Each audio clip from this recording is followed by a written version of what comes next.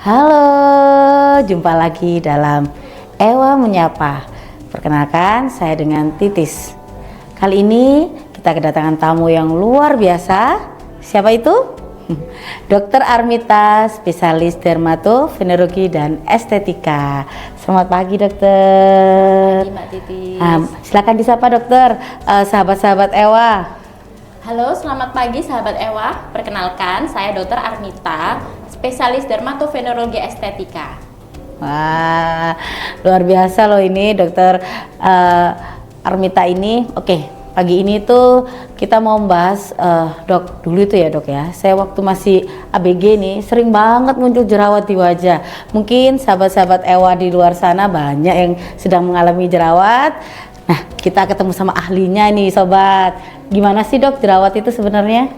Baik Mbak Titis, apa itu jerawat? Jerawat itu sebenarnya adalah suatu keradangan kronis di unit pilosebaceus. Unit pilosebaceus ini adalah pori-pori di mana tempat tumbuhnya rambut dan juga di situ ada yang namanya kelenjar sebum. Jika terjadi produksi kelenjar sebum yang meningkat, terus kemudian terjadi penumpukan kulit-kulit mati di situ, terus kemudian terjadi sumbatan dan akhirnya menumpuk lama-lama kemudian menarik bakteri yang menyebabkan jerawat yaitu Cutibacterium acne. Terjadi keradangan di situ, terus habis itu timbul jadi kayak nanah-nanah, yaitu salah satu proses terjadinya jerawat. Oh, berarti jerawat itu karena kita jarang bersihin muka ya. Kalau kita bersihin muka sering itu bisa nggak sih bikin jerawat itu sembuh atau gimana gitu dokter? Baik Mbak Titis, sebenarnya untuk membersihkan wajah itu sebenarnya cukup 2 kali sehari.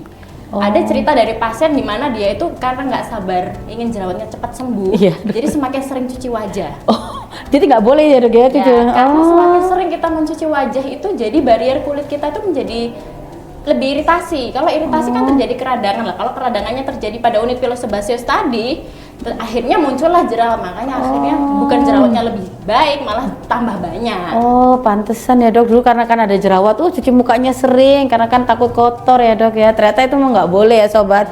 Jadi cuci mukanya cuma berapa kali tadi dok? 2 kali. 2 kali aja. Oh. Dok, atau jerawat itu karena kita konsumsi makanan kayak kacang-kacang katanya. Oh, jangan makan kacang, nanti bikin jerawat. Bener nggak sih dok? Ternyata pada penelitian itu pada beberapa jenis makanan itu bisa membuat jerawat lebih berat.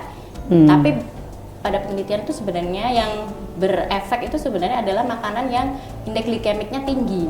Seperti ya, apa aja dokter? Karbohidrat ya, nasi gitu. Oh, nasi. Terus makanan manis. Oh, makanan manis. Coklat. Oh ya, coklat. Jadi suka semua ini dok ya. Coklat di sini karena pada yang dijual di pasar tuh kan coklatnya campuran antara gula dan susu. Oh iya benar dokter. Ya kan coklatnya kan nggak pahit ya dok, rasanya kan manis. Coklat atau coklat hitam itu. Es krim kayak gitu-gitu dok. Oh ya. Ya itu kayak kesukaan banyak lah ya sobat-sobat Ewa, mungkin banyak yang suka makan. Karena saya suka makan nasi dokter, nasi, coklat, manis gitu kan. Ya dok. Apa sih dok ya, kalau jerawat tuh kalau kita pakai kosmetik atau kita pakai make up nih, kadang kan kita kan pakai make upnya untuk kita keluar kan, kita pakai bedak, pakai foundation, itu bisa menyebabkan menambahnya jerawat nggak sih dokter? Ya, penggunaan kosmetik, terutama kosmetik yang memang bahannya itu bahan yang komedogenik. Oh, kalau bahan yang komedogenik itu biasanya itu malah menutup pori-pori. Oh, ada pasien yang prone acne, yaitu yang memang cenderung bisa jerawat, disarankan untuk menggunakan kosmetik yang kandungannya itu non komedogenik. Oh, non komedogenik itu yang gimana sih dokter? Yang tidak menutup pori-pori. Jadi biasanya itu pada produk kosmetiknya itu sudah ada label non komedogenik. Oh gitu, jadi kita beli kosmetik baik itu foundation atau bedak, kita cari yang non komedogenik ya sobat, ingat yang non komedogenik. Selain penggunaan kosmetik yang non komedogenik, kadang-kadang pasien itu lupa bahwa dia cara pembersihan setelah menggunakan make up itu tidak segera langsung dibersihkan, pembersihannya yang kurang baik, jadi tidak bersih gitu, itu juga bisa menyebabkan penyumbatan pori-pori yang akhirnya malah setelah beberapa hari make up malah dia akhirnya keluar jerawat. Oh iya mungkin ini ya, setelah pakai make up full gitu kita harus bersihkannya dengan cara yang benar, step-stepnya harus benar ya dokter.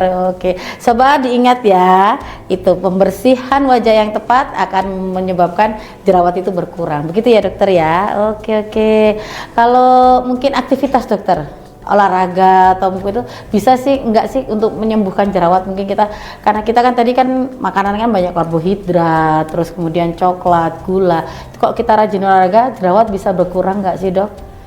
Baik, sebenarnya olahraga sendiri itu membantu menurunkan hormon kortisol. Hormon kortisol ini adalah hormon yang berperan biasanya pada orang yang stres, tidurnya nggak teratur, sering begadang, itu biasa hormon kortisolnya meningkat. Lah kalau hormon kortisol ini meningkat, dia itu juga akhirnya membuat kelenjar sebum atau kelenjar minyak kita itu juga produksinya berlebih. Jadi sebenarnya olahraga itu membantu menurunkan peran hormon kortisol pada mekanisme terjadinya jerawat, sehingga membantu memperbaiki jerawat yang sudah ada. Tetapi ada syaratnya, olahraganya harus rutin. Oh gitu ya. Seminggu paling nggak 3 kali. 3 kali ya dokter ya. Dengan durasi minimal 30 menit. Oh gitu. Kemudian jika olahraganya itu pada pagi atau sore hari, jangan lupa untuk menggunakan sunscreen, dan diingat olahraga jangan menggunakan make up. Oh nggak boleh ya dok. Ya kan kita kadang olahraga kan sambil ciwi-ciwi ya dokter ya, nggak boleh ya berarti. Jadi kita kalau olahraga hanya pakai sunscreen aja gitu kalau di pagi hari gitu dok ya. Terus kemudian jangan lupa setelah olahraga kembali lagi membersihkan wajah dengan baik dan juga mandi. Ya oke. Waduh, sudah banyak ini ya jangan dari dokter Armi tentang jerawat ini ya. Oke dokter, kalau misalnya jerawat nih dokter, kita kan kadang pakai obat-obat atau skincare dari luar. Apakah sih sebenarnya itu, tapi kadang nggak berkurang ya dokter ya? Apakah harus jerawat ini harus bawa ke dokter gitu, harus bawa ke dokter kulit gitu, atau gimana dokter? Baik, untuk beberapa keluhan jerawat yang termasuk ringan yang mungkin hanya muncul komedo atau jerawatnya 1-2, mungkin bisa menggunakan produk skincare yang dijual di pasaran.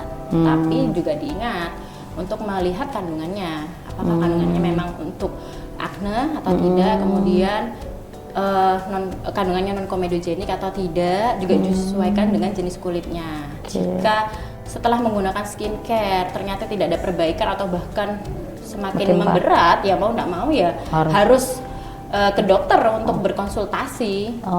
Itu sampai jerawat yang gimana sih dokter harus ke dokter? Atau mungkin kok 1 masih boleh, 2 yang seperti apa dokter? Biasanya tuh yang jerawatnya yang sudah mulai banyak, kemudian besar-besar, merah, meradang, kemudian sudah mulai muncul nanah. Kadang juga walaupun jerawat cuma 1-2 tapi pasiennya sudah stres, mulai gangguan emosional. Itu juga sebenarnya ya kalau memang mau ya harus segera berkonsultasi untuk dapat pengobatan yang lebih tepat. Kalau kadang ada jerawat tuh, kalau ada keluar nanah tuh kayak kita tuh mencet-mencet gitu juga nggak boleh ya dokter ya? Tidak boleh. Padahal kan gemes gitu ya dok ya. Itu gimana kalau misalnya pas ini udah dibiarin aja sambil nunggu konsultasi ke dokter gitu ya? Jadi nggak boleh dipencet-pencet gitu ya? Ya tetap ya, kembali 1 menjaga kebersihan, terus kemudian jangan dipencet-pencet jerawatnya. Terus kemudian ya kalau memang sementara masih belum bisa untuk berkonsultasi ke dokter, ya bisa menggunakan skincare yang ada di rumah terlebih dahulu.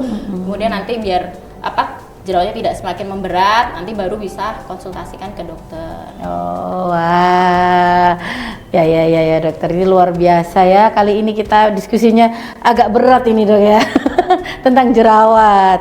Nih dok, pagi ini mungkin ini ya, kali ini dokter mungkin ada saran nih, atau ada apa ya, masukan buat teman-teman pejuang acne prone atau acne prone fighter gitu ya kalau bahasa sekarang. Kan banyak itu mungkin teman-teman yang mungkin kadang jerawat kan di usia-usia kita itu remaja menuju dewasa muda itu kan jerawat banyak dokter, dimana kadang-kadang di usia itu kan kita sangat butuh namanya penampilan yang menarik kayak gitu dok. Monggo ada pesan dan pesan-pesannya nih bagaimana? Kepada para pejuang jerawat, hampir sebagian besar itu mereka terlalu fokus pada skincare atau obat-obatan yang digunakan, tetapi mereka lupa bahwa banyak faktor lain yang juga membantu untuk memperbaiki jerawat, seperti makanan, kurangi makanan yang glycemic indexnya tinggi, kemudian tidak begadang. rutin tidur teratur paling enggak 8 sampai 10 jam sehari, tidur di bawah jam 11 malam. Kemudian olahraga. Olahraga itu juga membantu mengurangi jerawat. Tapi olahraganya bukan sebulan sekali, tapi olahraga yang rutin, dimana paling enggak seminggu 3 kali dengan durasi minimal 30 menit. Kemudian manajemen stres. Manajemen stres. Nggak boleh stres ya dokter ya? Ya gimana cara memanage stresnya, mungkin ya melakukan hobi-hobi yang dia sukai gitu. Olahraga itu juga salah satu manajemen stres juga sebenarnya. Dan juga memang kalau sudah jerawatnya berat, jangan ditunda untuk segera berkonsultasi ke dokter spesialis dermatovenerologi estetika.